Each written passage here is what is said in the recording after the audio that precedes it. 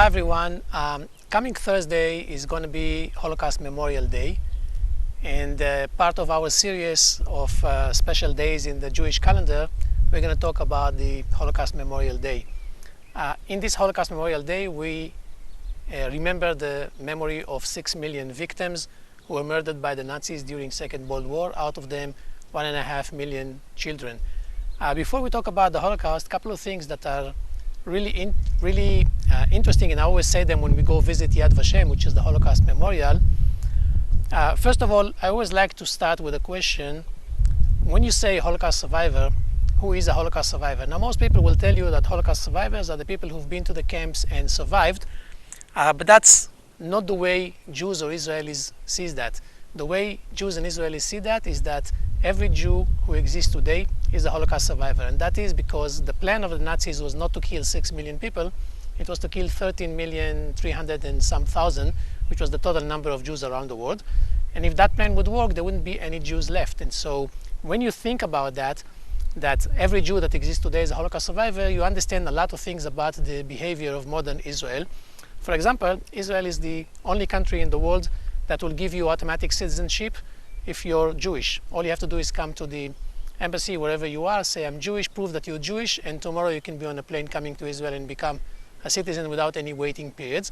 And the reason to do that is because Israel is a home for the Jews living in Israel, but also the Jews outside of Israel. And so every Jew not in Israel feels that he has another home, a place that will receive him, accept him, if worse comes to worse. Yad Vashem, the Holocaust Memorial, is on a place called Mount Herzl, which is the military cemetery for fallen soldiers. And next week, it's going to be Memorial Day for fallen soldiers. And so there's a big linkage between the fallen soldiers, Israel as a state, Jews in Israel, Jews around the world. And the thing that links everything is the Holocaust.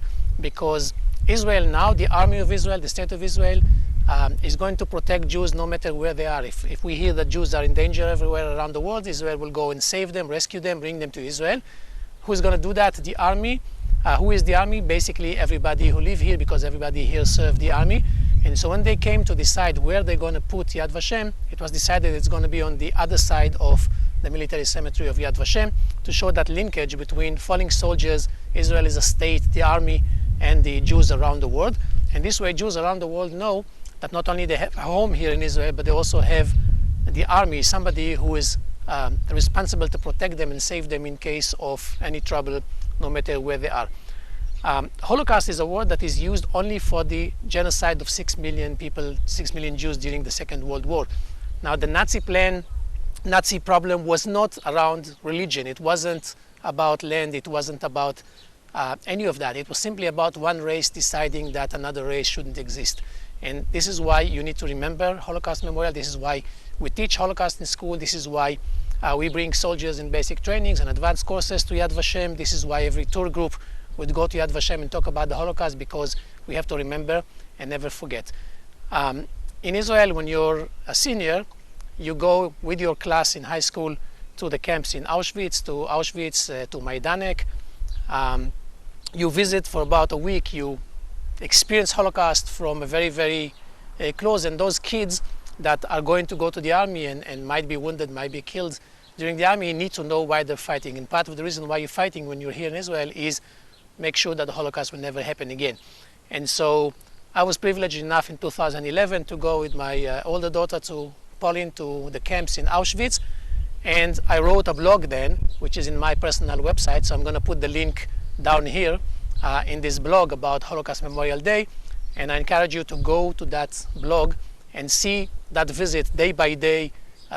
Look at the photos, read, listen to the audio, video that you have there. You'll never be the same. When you visit the camps in Auschwitz, when you go to Poland, you understand that everything you know about the Holocaust, that's not enough. That you need to go there, you need to see it for your own eyes.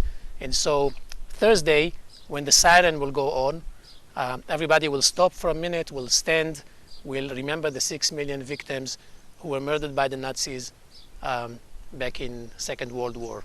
We're going to put another series of videos for Fallen Soldiers Memorial Day, which is next week, for Independence Day, which is next week. So stay tuned and come visit our blog again. Thank you. Bye.